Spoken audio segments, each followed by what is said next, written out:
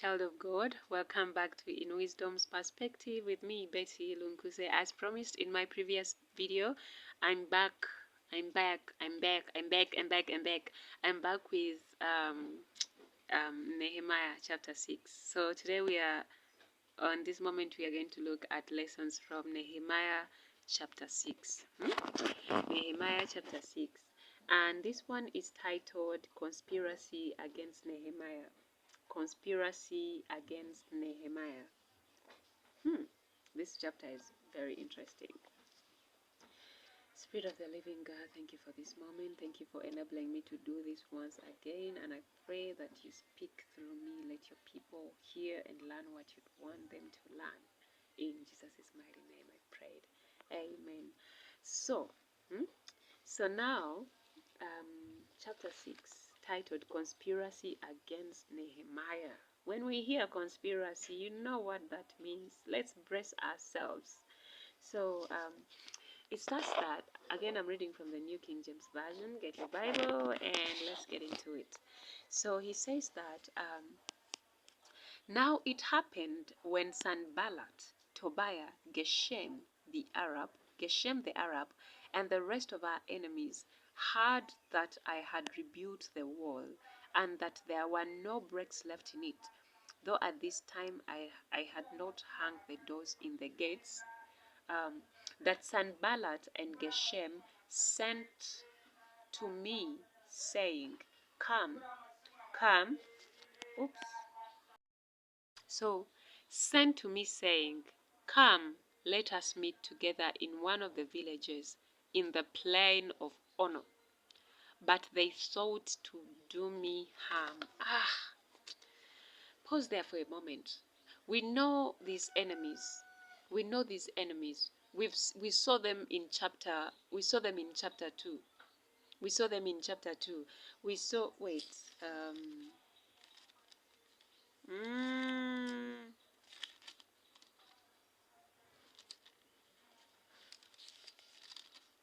saw them in chapter 2, and we've been seeing them in various chapters.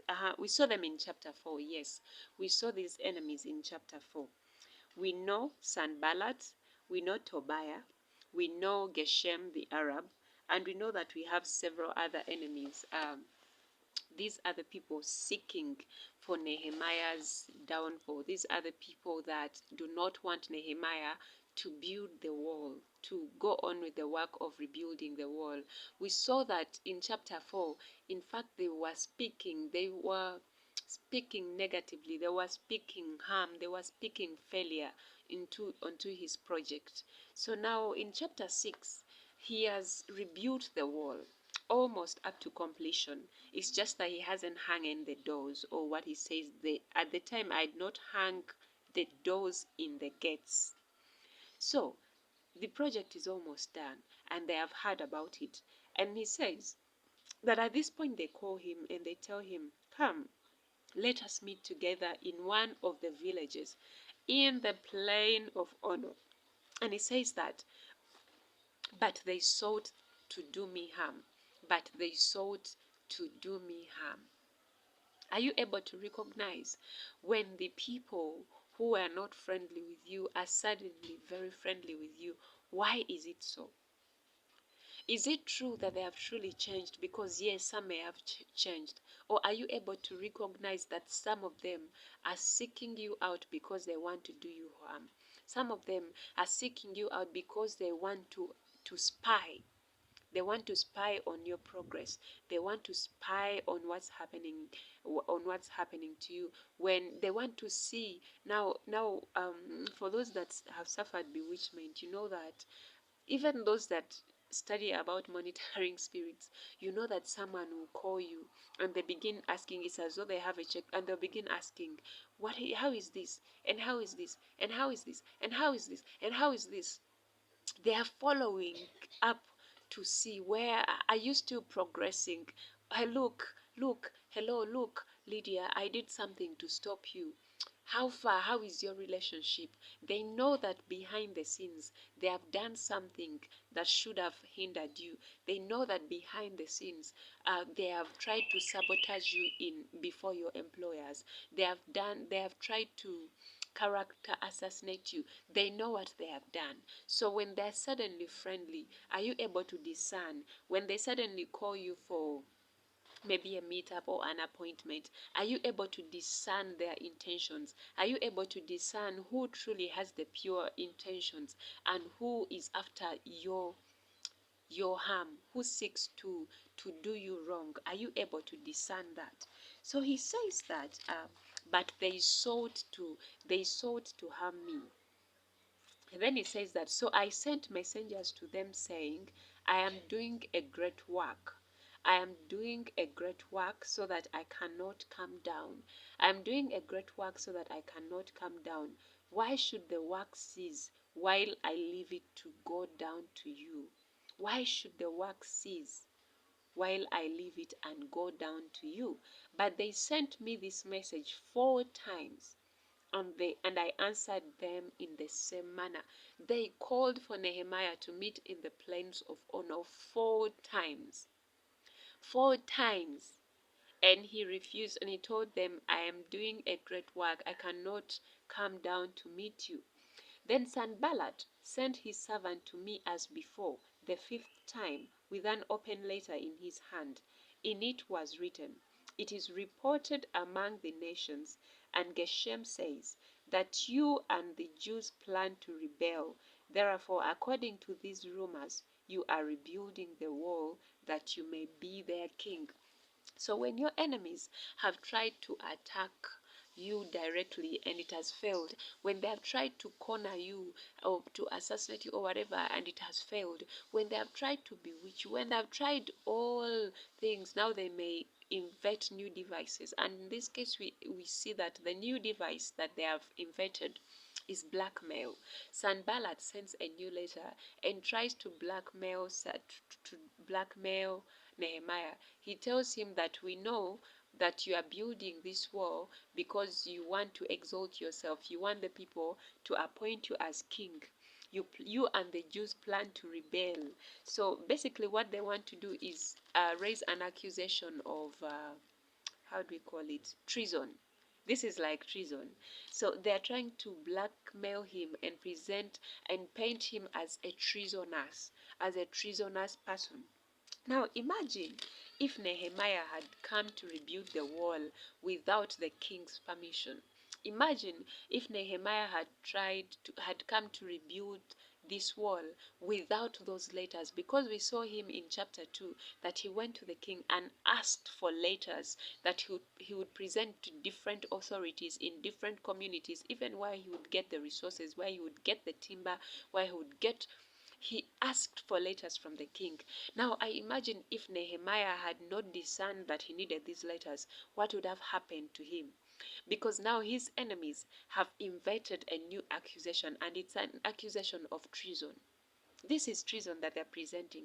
They're sending him a letter that implies that he's treasonous, that he wants to be treasonous, that him and the other Jews are intending to rebel. That is why they are rebuilding the wall. So are you able?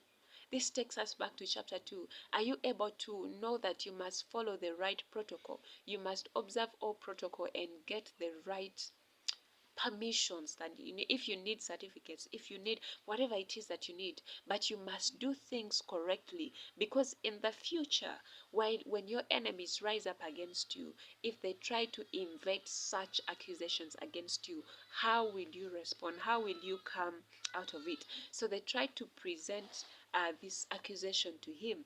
And he says, and Sanballat continued in the letter, and you have also appointed prophets to proclaim concerning you at Jerusalem, saying, there is a king in Judah. Now these matters will be reported to the king. So come, therefore, and let us take counsel together. They are still trying to find a way to blackmail him. They are still pretending to be on the same side with him. Meanwhile, they still seek to do him harm. But Nehemiah is very smart, and Nehemiah is very discerning. discerning, and he does not fall for any of this. So this is why we must be very, very discerning. Will you be able to recognize that the enemies know what we call unfriendly friends? When these people call you, suddenly for a party, will you go? Will you just show up and eat anyhow? Because a lot of great destinies have been wasted. Someone, I'm going to refer to a text that may not be very, maybe not even biblical at all, but this text, 48 laws of power. In that text, it asks us to use our enemies, because friends become tyrannical. They become tyrannical and entitled. So it says that leverage your enemies, leverage on the enemies. And I've seen that sometimes some people, without being in the place of discernment, without being able to discern, when someone has been your enemy before and they show up now feigning friendliness, some of us are quick to jump at the opportunity of being friends with them. Even people who have hurt us in the past, some of us become so desperate to please them, to being friends with them, that we may fall into their traps. The question is, when the people who have done you harm before come back into your life, are you able to establish boundaries? Are you able to know that, yes, I can talk to you, yes, this and this? And even this is something that leaders do. Most leaders, people who are truly in leadership, they don't just show up at these gatherings, at these parties, and eat anyhow, and party anyhow, and suddenly speak anyhow, because people who were formerly their enemies have called them to congregate or to happen with them, like we say these days. To happen with them. When your former enemies call you for a party, are you just going to jump at the opportunity and go and attend that party? When they call you and they begin giving you foods, are you just going to jump in and eat these foods? So, because in this case, we are looking at how these people are, they are telling him, so come, let us take counsel together. We know clearly that these are Nehemiah's enemies, and now they are feigning friendship.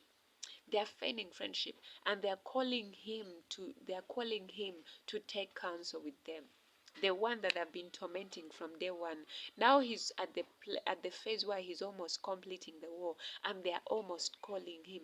When you are almost there, when you look like you are finally reaching the goal, and I know this because I'm a creative, ask people in the creative field. I know some artists who died when they shouldn't have died. We call these destinies being killed, being killed when they should, just as they are about to rise. Just, a musician, when they have made just that one hit or just those two hits, suddenly they are rising, suddenly everything seems like it's working, and then we find out that they die mysteriously. Why? Someone invited them for some party, they went, they ate, they forgot, or they didn't pay attention. They went, they ate, and someone poisoned them. So someone cut their destiny short. And these are the traps that Nehemiah's enemies are trying to lay for him. So someone cut their destiny short. Are you able to recognize that there are unfriendly friends in your life? Are you able to recognize that the person you went and made peace with is still the same person gathering information and sharing it with your enemies and sharing it with their other friends, because they'll never be loyal to you, or because you'll never be good enough for them? You'll never be good enough to fit into that circle anyway. You'll never be good enough to fit into that circle anyway, because maybe you are not classy enough, maybe because you are not fluent enough, maybe you are too much, too Christian, too godly, too whatever. Who do you think you are? So when these people call you for these gatherings, are you able to discern the places where God has told you, go but do not eat? Will you restrain yourself to not eat even when they beg you? Even when they smile at you? When your ex calls you and says, I want us to meet, and why is he putting the meeting at his home? Are you able to recognize that this might be a trap? That this might be a trap. So Nehemiah is able to recognize that this is a trap. There are men who come into our lives, you women, there are men who come into our lives, and basically he was told that just find a girl to sleep with. Just find a girl to sleep with, and you'll have made this deposit. So this man is allowed to sleep with you. He can sleep with you however he wants, but he's not allowed to marry you. He's not allowed to have a child with you. Why? Because to him you are an altar. You are an altar. You are the sacrificial lamb. Every time he has sex with you, he's taking something from you and leaving something with you. Are you able to recognize that while your ex is calling you? Why is he calling you to his home? Why is he not accepting for you to meet publicly? Why? Why is there a condition? Why are there those terms and conditions that do not work in your favor? Are you able to recognize that? So these are the things that we must be able to pay attention to in our day-to-day lives, because people are out there and people are committed. You may not recognize it, but there are people who are not happy at your progress. There are people who are not happy that you made the choices that you made. There are people who wanted you to stay as you were before. I know this as because I know I was someone different before I gave my life to Christ, before I started my consecration journey, before I started this journey to deliverance, before God ever gave me a ministry, and before I was serious about the things of God. I was someone else. And that I know that there are people who are very angry because of who I became. Because now they are like, does she think she's better than us? Does she think she's better than us? Now she's preaching to us. Who does she think she is? God will get you out of certain places and elevate you. Yes, the journey is tough, but God will elevate you, and your enemies will not be able to see the price you're paying in private. They'll only be able to see the wins. And when they sit by themselves, they'll be saying, who does she think she is? Who does he think he is? Does he think he's better than us? So while you're sitting there and happy and glorifying God for the progress he has brought in your life, there are people who are sneering. They are very angry. They are tormented by the fact that you made the decisions you made, that you chose God over them. There are people who are angry at the fact that every day you choose good, you choose God, that you chose to serve God, that you're no longer the person that they wanted you to be. Why? Because when you were that person, it was easy for them to get away with it. When you were angry, it was easy for them to say, after she's always angry, she's quarrelsome. Now you are not that person anymore. And now they're looking for an accusation and they can't find it. They are looking for faults. They are looking for things to blame you for so that they can get away with what they did to you, and they can't find it. They want to say, those of us who are in entertainment, you know how things go in this industry. You know how things go. Now those who are models or something, when you're posing anyhow, maybe semi-nude walking on that runway dressed in that attire, this guy has a reason to say that he can sleep with you and not marry you, because after all you're walking like this on the runway. Now he has an excuse because you are partying, because you are meeting all these people. He has an excuse. Now he can use you and dump you. But now that you are no longer that person, now that you show up differently, he's looking for an accusation. He still wants you to be, he's angry that you are no longer the other person where it was easy to find a fault. It was easy to find a fault. So now when he's looking for something to tell people about you, why he treats you, why he doesn't, the way he treats you, why he hates you, why he doesn't respect you, why when he's telling people things about you, no one believes him, because they're like, really? That's her? Really? That's not what we see. So are you able to recognize that your enemies are going to look for accusations? They're going to look for things about you so that they can get away with whatever they want to do to you or whatever they did to you. And when they don't find it, they're going to be very angry. So we're able to see in this book in Nehemiah, in this chapter, that Sanballat, Tobiah, Geshem the Arab, and other enemies are still looking for ways to accuse and things to accuse Nehemiah of, but they're not finding them because Nehemiah is not taking the bait. Nehemiah is not taking the bait. So he says, then I sent to him saying, no such things as you say are being done, but you invent them in your own heart. For they were all trying to make us afraid, saying, their hands will be weakened in the work, and it will not be done. So why are all these people rising up against Nehemiah? Because Nehemiah is going ahead with the construction, with the rebuilding of the wall.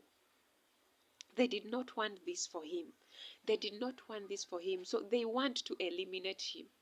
They want to take him out of the picture, because they know that once we take that Nehemiah out of the picture, that wall will never be rebuilt. That wall will never stand. Judea will not stand. Jerusalem will not stand. The people will be enslaved again. That what they thought was redemption and restoration will be taken away from them. Are you able to recognize the plot of your enemy, the traps of your enemies, and not walk straight into it? You remember the story, I don't know if this is in First Kings, of a prophet that was sent. I need to find that. If you know that story, you share it here in my comment section. I would love to go and read it, of the prophet that God told, go to that land, do this and this, but do not eat. It should be, yeah, but do not eat. And then this prophet, when he went and did as the Lord told him, another prophet that he honored, I told him, oh, come to my house and let us eat something. And just because this prophet is an older prophet, or because he respected this prophet, he went and ate. And then he died instantly after. So sometimes the enemy, if you're in ministry, the enemy can even use people in ministry. I don't know, me, I'm not yet at a point where I serve in a huge ministry. In fact, God has been preparing me for this ministry. So I attend church somewhere, but it's not like, but you, those of you that charge, who are in ministries that have drama, you know that, because I've been in a ministry before that had drama. There are ministries that have drama that's ongoing. That people are fighting for leadership positions, they're fighting for control, they're fighting for what? And they experience these, they experience blackmail. Are you able to recognize when the person who is supposed to be your supervisor is the one that is setting you up? Are you able to recognize that? Because sometimes it may be in your workplace and your supervisor does not like you. Your supervisor is intimidated by you. Are you able to recognize that? Your supervisor deliberately refuses to support you because they want you to fail. They want you to fail. They want you out of the picture. Because why are you finding favor with the CEO? Why are you finding favor with the board? Why are you finding favor with other people? Why is it that even if I don't support you, things seem to be working out for you? Are you able to recognize that and not walk straight into traps? Because sometimes it's the people that are supposed to support you that are going to make sure that you fail. Are you able to recognize that? That sometimes it's your leader, it's your manager, it's your employer, it's someone who is supposed to support you to help you grow, that is sabotaging you, that is trying to make sure that you do not go anywhere. Because somehow maybe your progress intimidates them. Somehow you seem to have it easy and they do not want you to have it easy. Somehow you seem too much. You seem too much. Who do you think you are? Eh? Who do you think you are? Are you able to recognize when people are setting traps against you? Because Nehemiah was able to recognize that. And he told Sanballat that you devise this in your own hearts. And he says that they were trying to make us afraid, saying their hands will be weakened in the work and it will not be done. Now therefore, O God, strengthen my hands. So in this moment, Nehemiah prays that God strengthen my hands. All these people are coming up against Nehemiah because of the wall. Because Nehemiah is committed to rebuilding the wall. What are you building? What are you building? What are you committed to? What are you building that your enemies are so committed to, that they are coming after you because you are building something? What are you building? Maybe it's a career. Maybe it's a ministry. Maybe it's your profession. Maybe you're pouring into others. But what are you building? And are you able to recognize that sometimes your enemies are not coming against you because you're a bad person, but they are coming against you because of what you are building or what you are rebuilding? Are you able to recognize that maybe your sister-in-law or whoever is coming hard against you, not because you're a bad person, but because somehow you have the attention of, are you able to recognize those things? That because you are rebuilding something larger than yourself, there is opposition that is going to rise up against you. So that is what we are seeing in this chapter, in chapter 6. So he says, afterward I came to the house of Shemaiah, the son of Delaiah, the son of Delaiah, the son of Mehetabeel, who was a secret informer. Imagine that, who was a secret informer. And he said, let us meet together in the house of God within the temple, and let us close the doors of the temple, for they are coming to kill you. Indeed, at night they will kill you. Do you recognize that your enemies can go as far as getting people, as planting secret informers in your ministry? If you're a minister, they can go as far as sending someone to work as a worshiper or whatever, to get a position in your ministry, so that they can tell them how you operate, how you do things. Are you able to recognize that your enemies sometimes may befriend your family members just so they can get information about you? They can try to find favor. They try to befriend your loved ones or people in whose sight you find favor, so that they find information about you. So in this moment, Sanballat and Tobiah and all the other enemies have hired a prophet. Can you imagine? As to be a secret informer to them. They have hired this man, and this man is a minister, and this man lies to lie. This man to lie to Nehemiah that they are coming to kill him that night and let them hide in the temple. Where are your enemies telling you to hide? Where are they? What is the plan they're giving you? Let us hide here. There are those who pose like they're for your good, but they're not for your good. Are you able? What are the strategies they're giving you? Because in this case, this man pretends to be on Nehemiah's side and tells Nehemiah that let us hide in the temple because tonight they will come to kill you. Don't sleep in your house. Now the people who are in politics, don't sleep in your house today. I heard that they are coming for you. Sleep in this hotel. Now you go to that hotel because you believe your friend sent you there, and now that's where they're coming for you. They'll pick you from the hotel, and then they'll devise some story and say you were committing adultery with someone. So are you able to recognize, even when your enemies feign friendliness, when your enemies befriend people in your household just so they can gather information about you, when your enemies go to people in positions of power, they go to people whose authority you submit under, to create accusations against you or to gather information against you? Are you able to recognize that? So Nehemiah recognizes this, and he says, and I said, should such a man as I flee? Nehemiah says, I cannot flee. You remember the scripture that says, resist the devil and he'll flee from you. So he says, and I said, should such a man as I flee? I like Nehemiah. And who is there such as I, who would go into the temple to save his life? I will not go in. So Nehemiah refuses to go in. Then I perceived that God had not sent him at all. Nehemiah perceived. Are you able to perceive? Nehemiah perceived that God had not sent him at all, but that he pronounced this prophecy against me because Tobiah and Sanballat had hired him. Nehemiah was able to perceive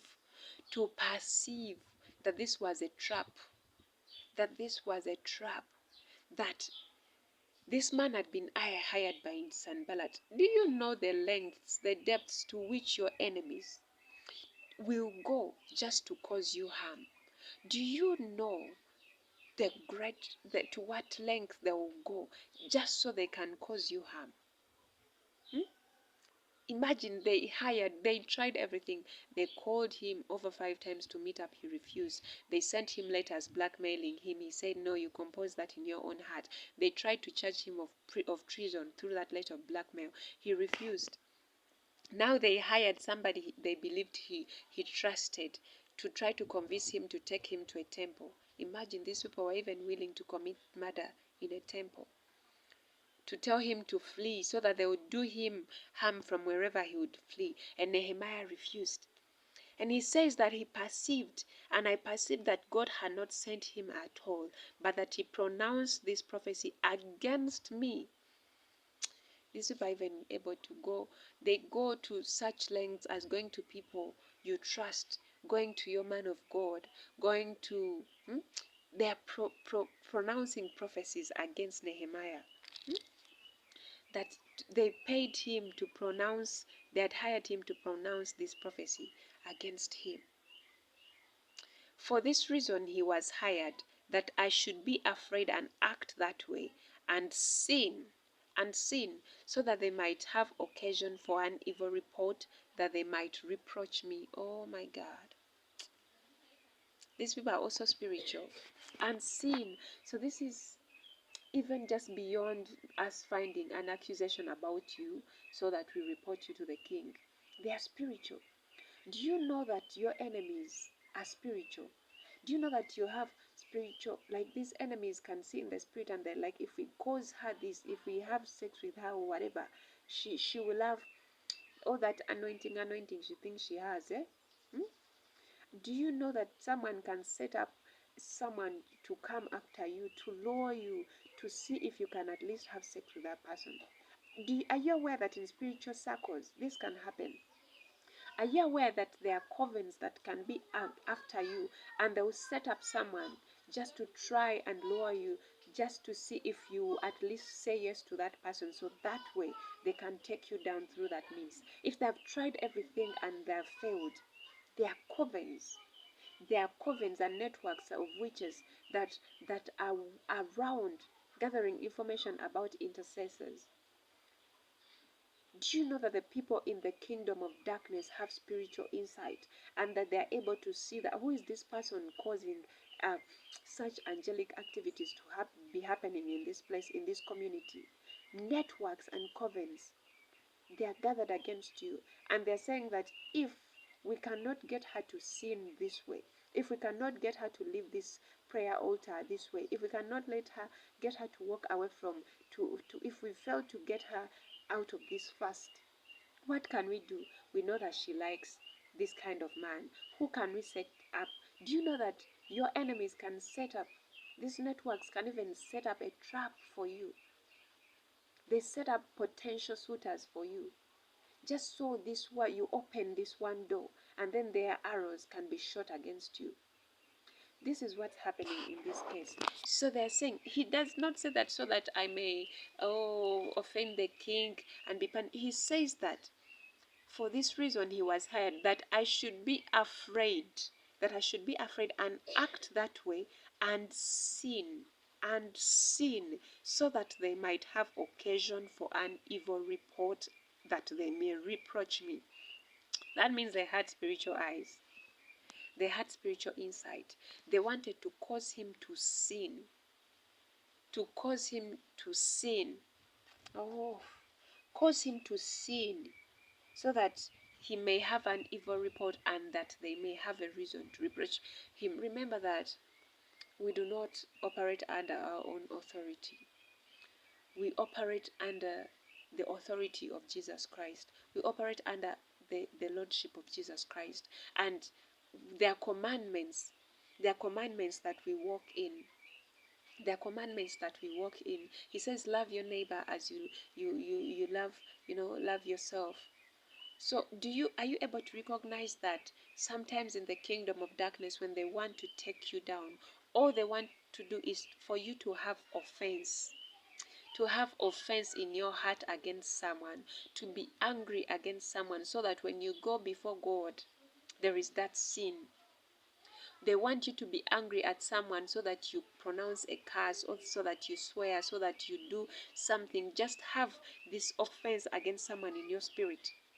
and they can use that as a starting point to take you down. Are you able to recognize that? Because our enemies are not blind to spiritual devices. In fact, in some cases, our enemies are even more spiritual than we are. So they're able to know, what can I manipulate? How can I manipulate her to see that she does not achieve that mandate? Are you able to recognize that? Because in this case, Nehemiah recognizes that. And he says that, my God, remember Tobiah and Sanballat according to their works. Remember Tobiah and Sanballat according to their works. And the prophetess Noadiah, and the rest of the prophets who would have made me afraid. Hey, these people, they don't joke. They rallied prophets against Nehemiah. Prophets against Nehemiah. Your enemies, they won't just use these tiny people where you think you're so spiritual. They may even use your man of God, the one you submitted under. They may use him to cause offense in your spirit, to see that you have an occasion to sin, and then that way you unworthy, or that way the Lord turns his face away from you, and then they have something to reproach, like Nehemiah says. So I didn't expect this to be this long, but wow, thank you, Holy Spirit. So think about that. If you need to download this video and rewatch it later, please do. But I pray that it has blessed you. I pray that it has blessed you, because I'm certainly going to come back later, because the Lord does this. He makes me come back to these videos later and makes me watch them.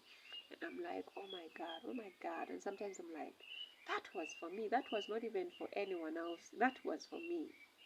So I pray that you're able to recognize that. Recognize God. Recognize God. Yeah.